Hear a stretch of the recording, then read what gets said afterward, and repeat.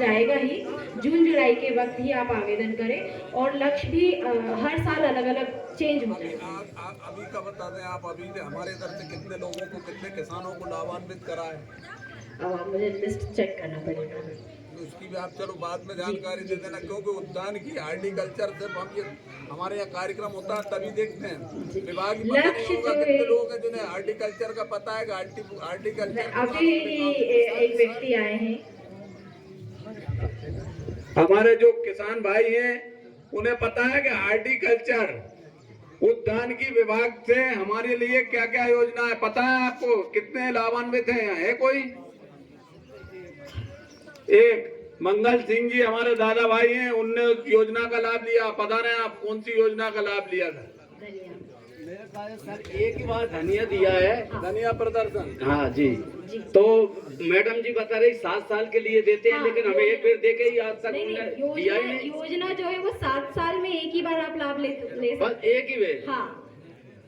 तो एक मेरा आपसे अनुरोध है कि अगर किसानों के लिए सबसे अच्छी कोई योजना है अगर देता है तो उद्यान की विभाग देता है। तो उद्यान की विभाग बेरसिए में अपने जनपद पंचायत का जो वो पहले यहाँ था, अब इन्होंने करौंदिया पे पहुंच गया, वहाँ अभी देशोंदा पे नहीं, आपका मुख्यालय है पहले यहाँ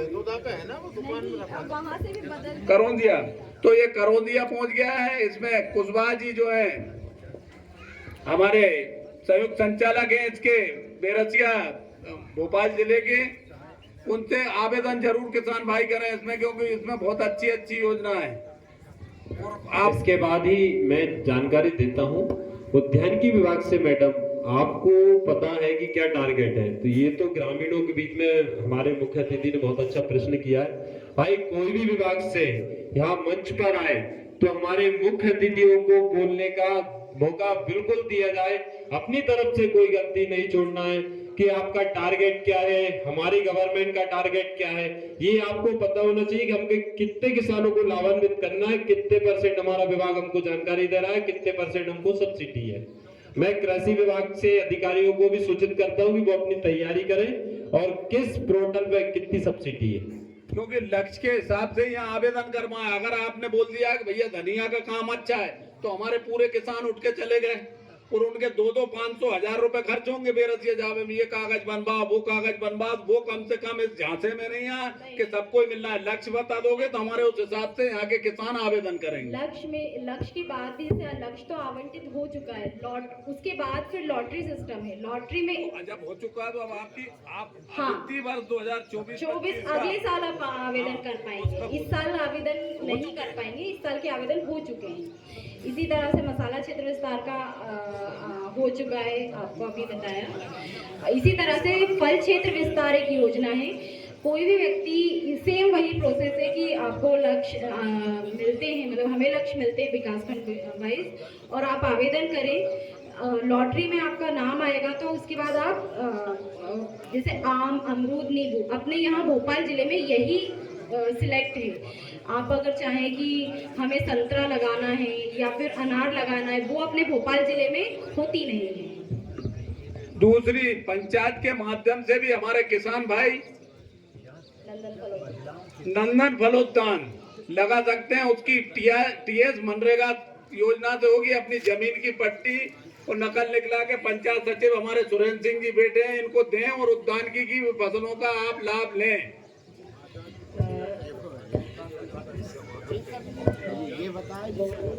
इसी तरह से एक और योजना है प्रधानमंत्री सूक्ष्म इकाई उन्नयन योजना। इस योजना में यदि आप ये भी बताएं आप कि सामान्य वर्ग को कितनी छूट मिलेगी, SC ST इनको क्या लाभ मिलेगा? सबको सेम? जैसे जाम फल वगैरह? नहीं, सबको 40% है। ऐसा कैटेगरी वाइज अलग अलग सब्सिडी नहीं है। नहीं है, सेम सबको सेम। इसी तरह से यदि आप छोटी इकाई जैसे आटा चक्की, मसाला चक्की, अचार पापड़, नींबू अचार पापड़, नमकीन या फिर गजक, पेठा बनाने के लिए आप अगर इनका बिजनेस करना चाहते हैं या इसकी इकाई लगाना चाहते हैं तो आप इसके लिए भी आवेदन कर सकते हैं। इसके लिए प्रोसेस ये है कि ये एक तो लोन बेस्ड योजना है। यदि आपका सिविल स्कोर सही है, आप जो हमें डॉक्यूमेंट देंगे, डॉक्यूमेंट हम ऑनलाइन सबमिट करेंगे, आपका अगर सिविल स्कोर सही है तो बैंक आपको लोन देगी।